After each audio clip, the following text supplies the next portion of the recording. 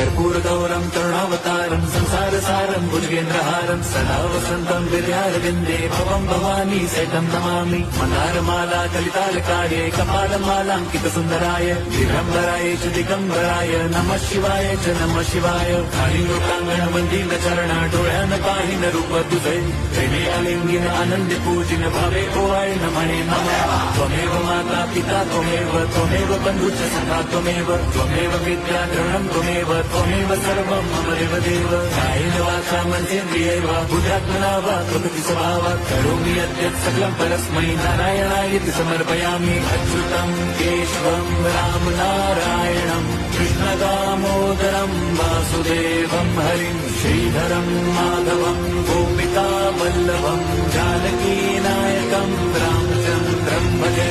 Hare Ram Ram Ram Hare Hare, Hare Krishna Hare